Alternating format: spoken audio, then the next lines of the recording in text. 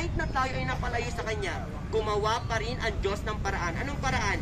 Isinakripisyo niya ang kanyang anak na si Jesus. Bagamat si Jesus ay tinadakila sa kalangitan, sinasamba sa kalangitan, siya ay pinadala ng Diyos Ama at nagpakababat at siya ay nagkatawang tao.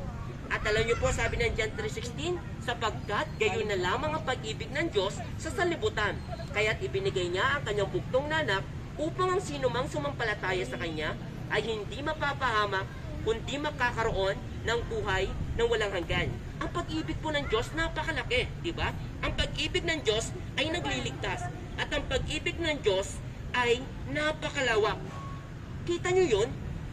Bagamat tayo ay napalayo sa Kanya, bagamat tayo ang lumapastangan, gumawa pa rin ang Diyos ng paraan dahil nagmamalasakit siya sa atin, concern siya sa atin, at kasi mahalaga ka sa Kanya. At alam nyo, inako na Jesucristo 2,000 years ago, inako niya ang ating mga kasalanan at siya ay napako sa krus ng Kalbaryo, dala-dala ang ating mga kasalanan. Siya'y namatay siya para sa ating mga kasalanan at nabuyaboy ang kanyang banal na dugo na siya naghugas sa ating mga kasalanan. At ano po, sa ikakatubos at ikakapatawad ng ating mga kasalanan. At siya ay inilibing. At sa pangatlong araw, siya ay muling nabuhay. Wow! Tinalo na Jesus ang kamatayan. Tinalo na Jesus ang kasalanan. At ngayon, siya ay nabibigay ng pag-asa. Malaking pag-asa. Ang pag-asang ito ay hindi mo matadamo sa mundong ito. Dahil ang lahat ng mga pag-asa sa mundong ito ay temporal. Pero ang totoong pag-asa ay mula sa Kanya. Kailangan mong tumugon sa panawagan ng Diyos. Una, kailangan mong magsisi. Bakit tayo magsisisi? Kailangan na ang pagsisisi ay pagtalikod sa kasalanan. Ang pagsisisi ay pagsabing, Lord Jesus, Ikaw lang ang kailangan ko. Why? Ang kasalanan, hindi ka kayang dalhin yan sa karya ng Diyos. Ang kasalanan, ikapapahamak mo yan. Walang mabuting idudulot ang kasalanan sa atin. Ang kasalanan, yes, enjoy now, suffer later. Huwag mong hanapin ang kasalanan para magsaya ka. Hanapin mo si Kristo dahil siyang tunay na magbibigay ng saya sa iyo. You need Jesus. It's time to repent.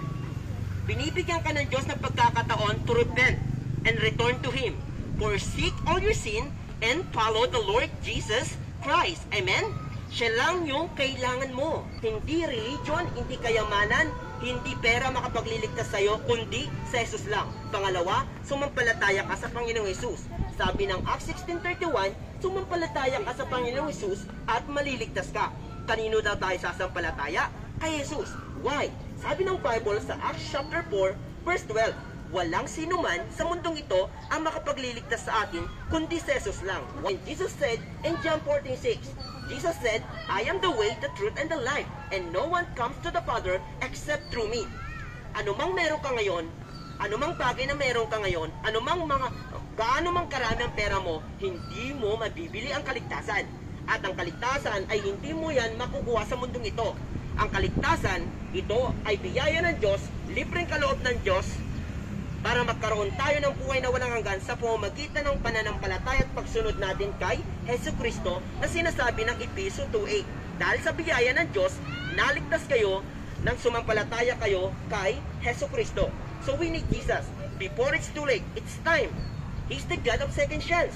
Why? Pag namatay tayo, pag napunta tayo sa lugar na yon, sa lugar ng kaparusahan, kahit tawagin mo pa ang Diyos, kahit tawagin mo pa ang pangalan ng mama at papa mo, wala na makakarinig sa iyo yon.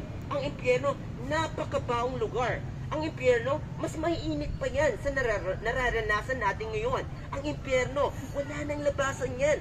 Ang impyerno, in fact, in Marcos chapter 9, sabi, dalawang element ang naroon. Uod na hindi namamatay, apoy na hindi namamatay. Kung sa mundong ito, pag nakakita ka ng uod, aapakin mo, ano po, mamamatay. Pag nakakita ka ng apoy, ano po, didiligan mo lang ng tubig, hindi po ba't mamamatay? Pero sa impyerno, sabi ng Bible, hindi mamamatay.